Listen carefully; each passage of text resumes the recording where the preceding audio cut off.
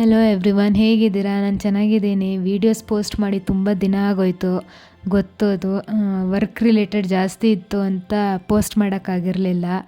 ನಾನು ತಿಂಗಳಲ್ಲಿ ಪ್ರತಿದಿನ ಪೋಸ್ಟ್ ಮಾಡೋ ಥರ ಒಂದು ಚಾಲೆಂಜಿಗೆ ಸೇರ್ಕೊಂಡಿದ್ದೀನಿ. ಅದರಲ್ಲಿ ಈ ಲೇಔಟ್ ಫಸ್ಟ್ ಡೇ ಕೊಟ್ಟಿರೋದು, ಅದರದ್ದು ವೀಡಿಯೋ ಮಾಡಿದ್ದೆ.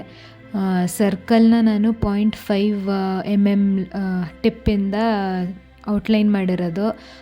ಒಳಕ್ಕೆ ಕ್ಯಾಲಿಪ್ಸ್ನ ಡ್ರಾ ಮಾಡೋಕ್ಕೆ 0.3 ಮತ್ತು ಆಚೆ ಕಡೆ ಪೆಟಲ್ಸ್ ಇದೆಯಲ್ಲ ಅದರದ್ದು 0.3 ನಿಬ್ಬಿಂದನೇ ಡ್ರಾ ಮಾಡ್ತಾ ಇರೋದು. ಅದು ತುಂಬ ಚೆನ್ನಾಗಿ ಬರ್ತಾಯಿದೆ. ಲೇಔಟ್ ನೋಡಿ ಚೆನ್ನಾಗಿದೆ ಅಂದರೆ ರೀಕ್ರಿಯೇಟ್ ಮಾಡಿದ್ರೆ ನನ್ನನ್ನು ವಾಪಸ್ ಟ್ಯಾಗ್ ಮಾಡಿ.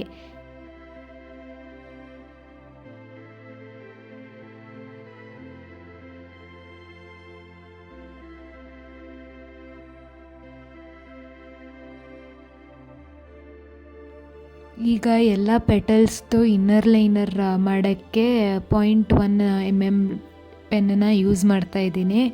ಅದನ್ನು ಮೆತ್ತಿಗೆ ಔಟರ್ ಶೇಪ್ನೇ ಫಾಲೋ ಮಾಡಿಕೊಂಡು ಮಾಡಬೇಕು ಕೇರ್ಫುಲ್ಲಾಗಿ.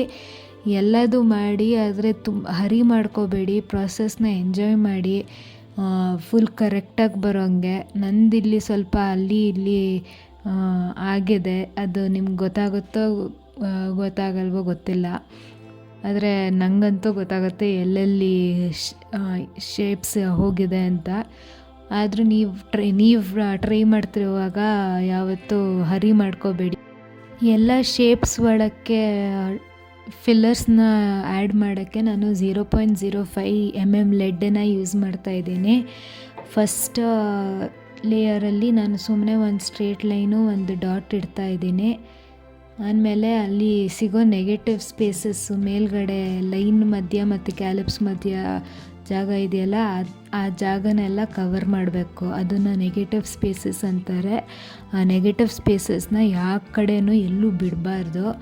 ಪ್ಯಾಟರ್ನ್ಸಲ್ಲಿ ನೀವು ಫಿಲ್ಲರ್ಸಲ್ಲಿ ಬಿಡ್ತಾ ಹೋದರೆ ಅದು ಪ್ಯಾಟರ್ನ್ ಮೂಲಕ ಏನೂ ಇದಾಗಲ್ಲ, ಏನೂ ಕಾಣಲ್ಲ. ಆದರೆ ಲೈನ್ಸ್ ಮಧ್ಯ ಕಲರ್ ಮಾಡಲಿಲ್ಲ ಅಂದರೆ ಅದು ಆಡಾಗಿ ಕಾಣುತ್ತೆ. ಫಿಲ್ಲರ್ಸ್ ಇದನ್ನು ಮಾಡಾದಮೇಲೆ ನೆಗೆಟಿವ್ ಸ್ಪೇಸಸ್ನ ಕಲರ್ ಮಾಡಬೇಕು. ನಾನಿಲ್ಲಿ ಮಾಡಿ ತೋರಿಸಿಲ್ಲ, ಯಾಕೆ ಅಂದರೆ ವಿಡಿಯೋ ಮಾಡೋದೇ ಇಷ್ಟು ಟೈಮ್ ಜಾಸ್ತಿ ತಗೊಳುತ್ತೆ. ಸೊ ನಾನು ಡೈರೆಕ್ಟಾಗಿ ಬರೀ ಫಸ್ಟು ಫಿಲ್ಲರ್ಸ್ ಹಾಕಿ ಆದಮೇಲೆ ಕಲರ್ ಮಾಡಿ ತೋರಿಸಿದ್ದೀನಿ. ಇವಾಗ ಸೆಕೆಂಡ್ ಲೇಯರಲ್ಲಿ 2 ಸ್ವರ್ಲ್ ಹಾಕಿ ಮೇಲ್ಗಡೆ ಅದಕ್ಕೆ ಒಂದು ಬಾರ್ಡರ್ ಕೊಟ್ಟು ಒಂದು ಹೂ ಥರದ್ದು ಮಾಡಿದ್ದೀನಿ. ಅದಕ್ಕೂ ಅಲ್ಲಿ ನೆಗೆಟಿವ್ ಸ್ಪೇಸಸ್ನ ಕವರ್ ಮಾಡಬೇಕು. ಅದನ್ನು ಕಂಪ್ಲೀಟ್ ಮಾಡಾದಮೇಲೆ ಕೊನೆ ಲೇಯರಲ್ಲಿ ನಾನು ಒಂದು ಪೇಸ್ಲೆ ಅಂತಾರೆ ಅದನ್ನು ಡ್ರಾ ಮಾಡಿ ಅದ್ರ ಮೇಲೆ ಹೂ ಮಾಡಿದ್ದೀನಿ.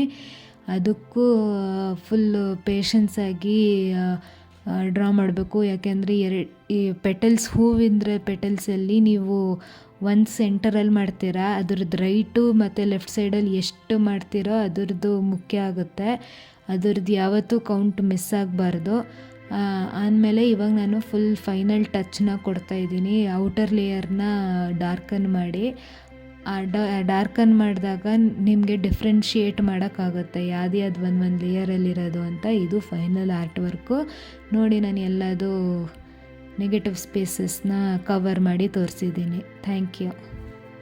ಈ ಥರನೇ ಎಲ್ಲ ಲೇಔಟ್ಸಿಂದು ವೀಡಿಯೋಸ್ ಬರುತ್ತೆ, ಕಾಯ್ತಾ ಇರಿ. ಅದರದ್ದು ನೋಟಿಫಿಕೇಷನ್ ಬರಬೇಕು ಅಂದರೆ ಬೆಲ್ ಐಕಾನ್ನ ಕ್ಲಿಕ್ ಮಾಡ್ಕೊಂಡಿರಿ.